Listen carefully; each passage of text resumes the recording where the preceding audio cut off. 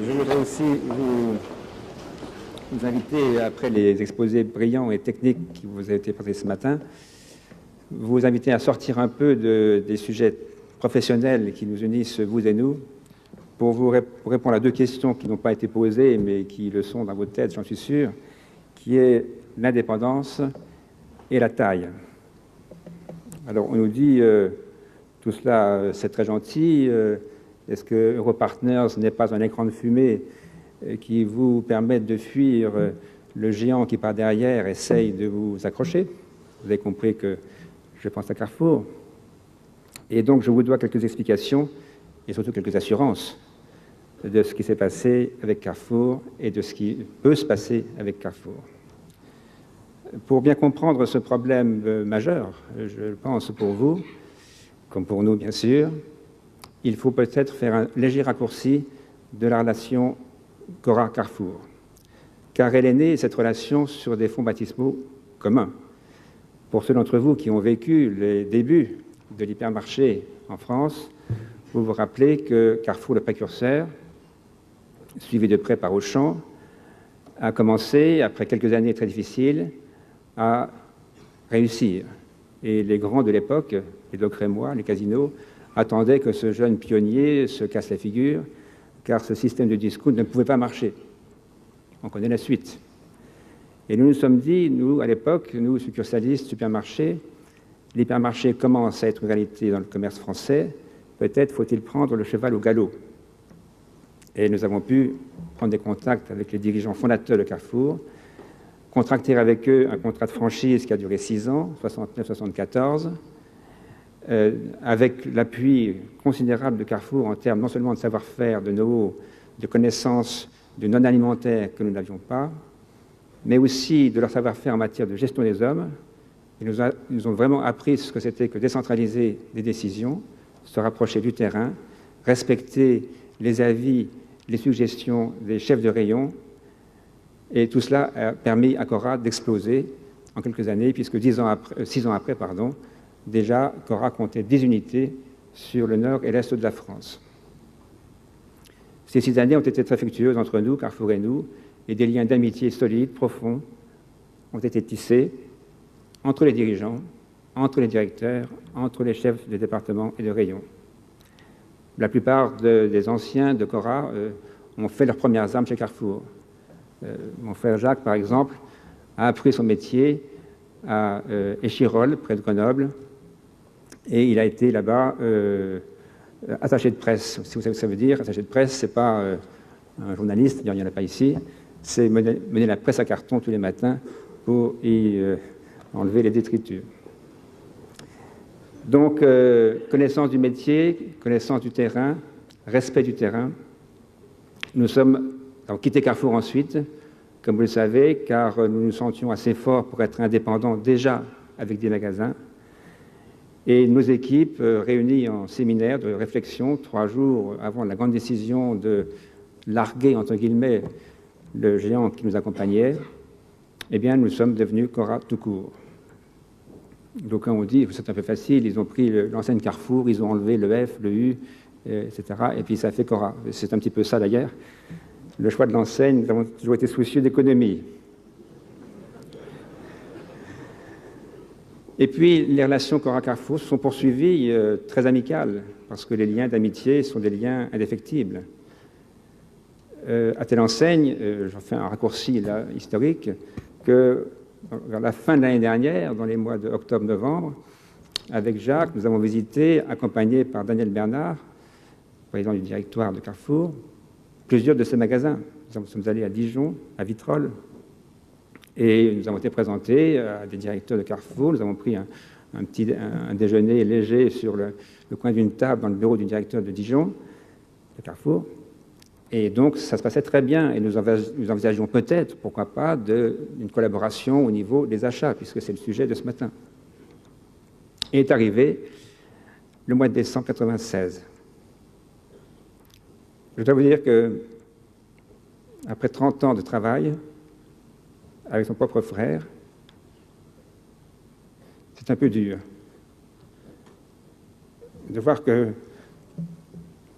pardonnez-moi, mais c'est même encore, Tout peut être envoyé en l'air éventuellement, parce que l'un, dans votre propre affaire, dans votre famille, désire réaliser sa plus-value, empocher son gâteau et s'en aller.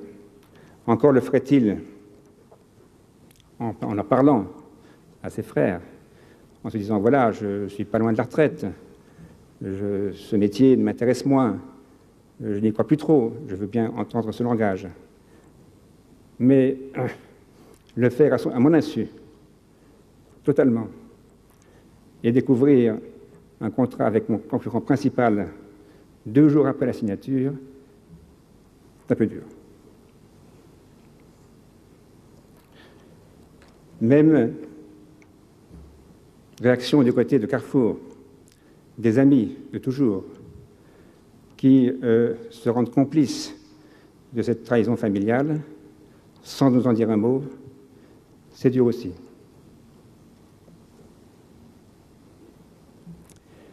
Ceux qui me connaissent savent que les difficultés font réagir. Et si je suis encore un peu ému, 1 an après, je me sens beaucoup plus fort. Fort parce que la famille, du moins ce qu'il en reste, ma sœur cadette, mon frère cadet, se sont rassemblés à mes côtés.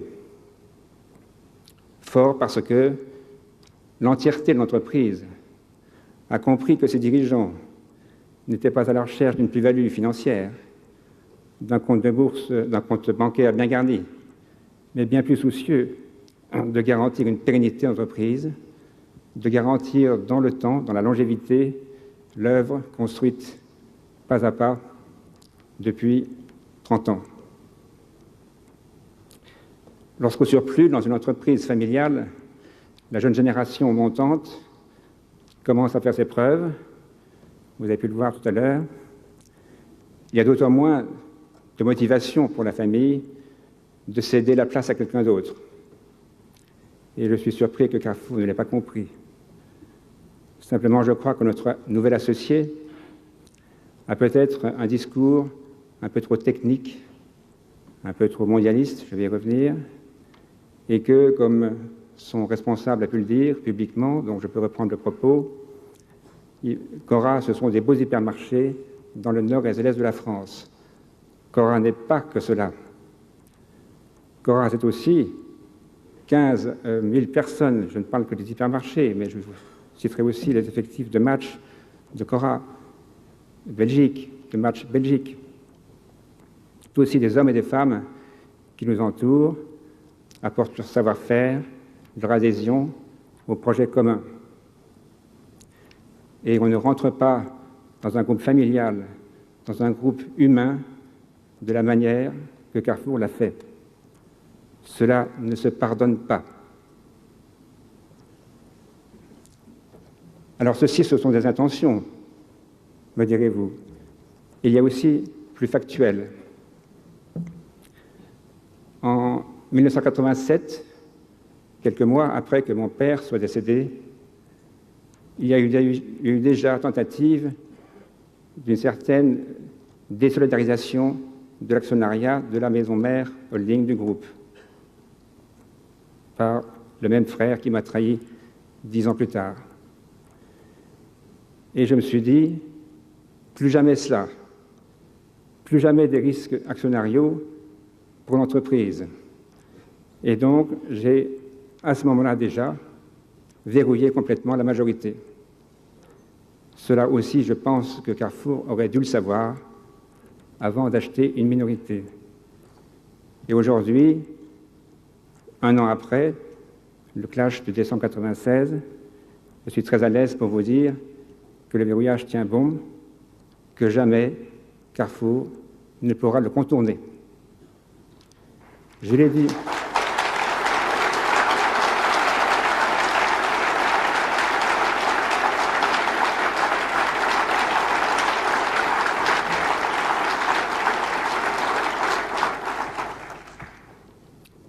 Merci de votre soutien, mais va au droit au cœur, je vous assure qu'on en a besoin.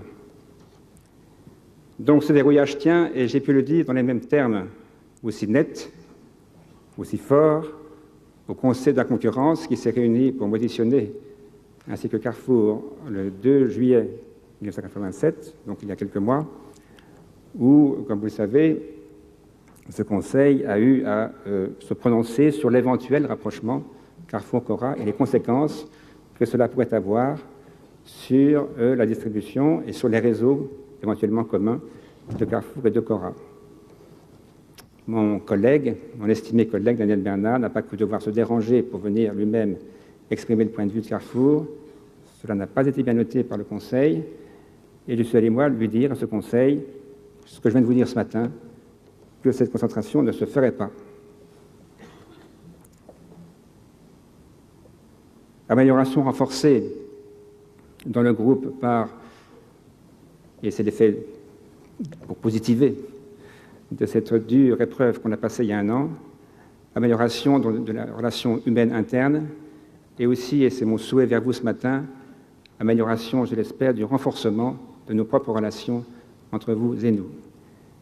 Ayez confiance en Cora, ayez confiance en notre indépendance, travaillons ensemble, n'ayez pas peur du géant qui est notre associé et seulement associé dans une maison, dans une société holding, qui n'a aucun pouvoir d'influence, qui n'a aucune participation aux décisions de gestion. Son seul pouvoir à ce titre, actionnaire minoritaire, est de s'opposer éventuellement à des décisions qui requièrent la majorité des 2/3 de la holding tête du groupe, c'est-à-dire les décisions qui emportent des modifications statutaires, c'est-à-dire augmenter le capital, modifier l'âge de la retraite du président et autres détails. Nous n'avons pas besoin de changer le capital de GMB, la maison mère. Les filiales ont leur propre vie, leur autonomie. L'endettement général du groupe est proche de 0.